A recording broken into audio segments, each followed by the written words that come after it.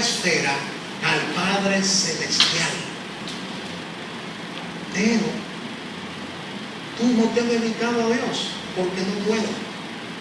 Dios fue el que te consagró a ti.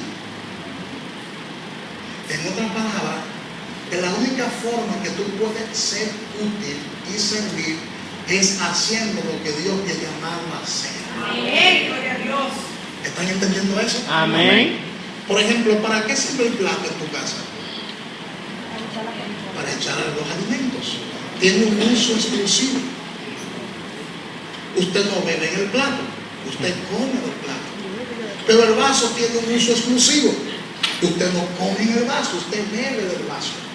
Pero el tenedor tiene un uso exclusivo, la cuchara tiene un uso exclusivo, el cuchillo tiene un uso exclusivo, la servilleta tiene un uso exclusivo.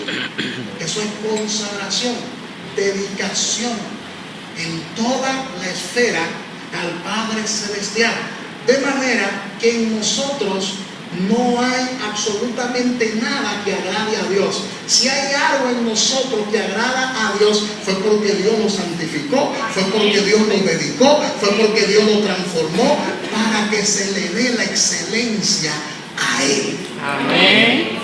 ¿Están entendiendo eso? Amén. ¿Están entendiendo eso? Amén. Diga conmigo, yo soy un instrumento Yo soy un instrumento en las manos de Dios. en la mano de Dios. Y la pregunta es, pastor, pero si ya yo soy santo, porque Dios me santificó, ¿por qué la palabra dice sin santidad nadie verá al Señor? Porque, escúchame bien, hemos sido apartados para Dios, hemos sido introducidos en la casa de Dios para un servicio exclusivo, pero entonces nosotros nos convertimos en siervos inútiles dentro de la casa, porque no hacemos lo que Dios nos ha llamado a hacer. Eso sí es verdad. Eso se llama desobediencia. Así es. O sea, el Señor te apartó para un uso exclusivo. Y cuando tú no haces lo que tú estás llamado a hacer, entonces tú estás extraviado. Tú estás desubicado. Porque hemos sido sembrados en la casa de Dios y la Biblia dice que somos los hijos del Señor. Y que hemos sido apartados para el Señor para que le sirvamos. Y cuando no le servimos, entonces estamos en ¿qué? En desobediencia. En desobediencia. Porque tú eres un instrumento del Señor y está para servir. Y cuando tú no sirves, entonces tú dejas de ser santo. Gloria a Dios. Porque deja de ser vasija, deja de ser instrumento para Dios, y ahí comienza el problema. Ahí comienzan las dificultades. Por eso el Espíritu Santo está dentro de nosotros para que no nos extraviemos. Él lucha hasta el final para que usted no se extravíe, para que usted no se pierda, para que usted no se desubique del propósito y el plan de Dios.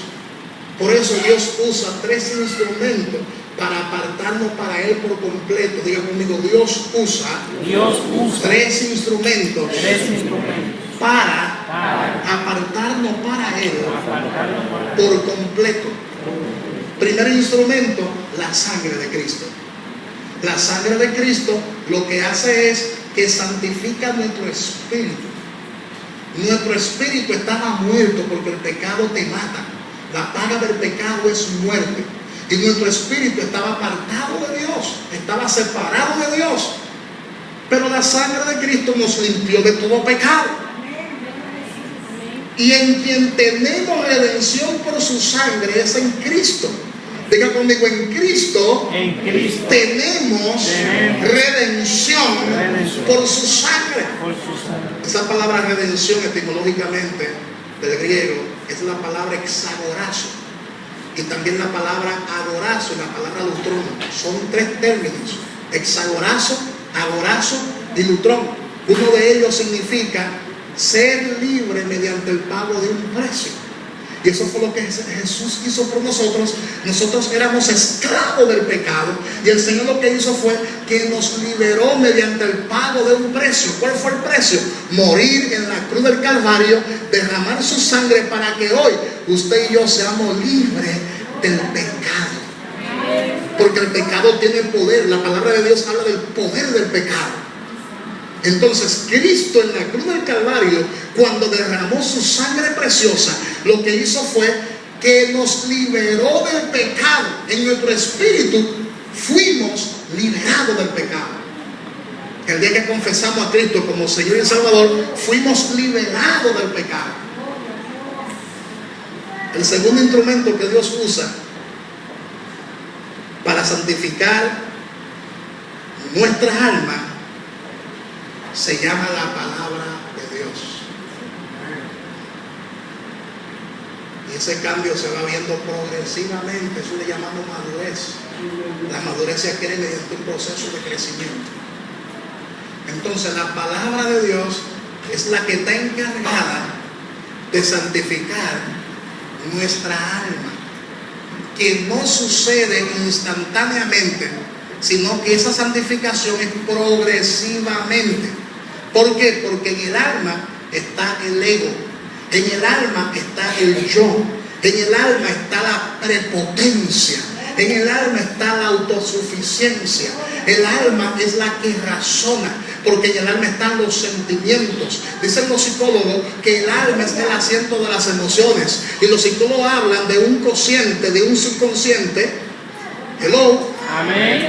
Entonces ellos hablan del hemisferio derecho y del hemisferio izquierdo. La psicología se encarga como ciencia de estudiar el comportamiento del ser humano, de estudiar la mente, los pensamientos, las emociones, las intenciones del corazón. Pero la Biblia le llama a esas intenciones, a esos pensamientos, la Biblia la encierra en una sola palabra que se llama alma.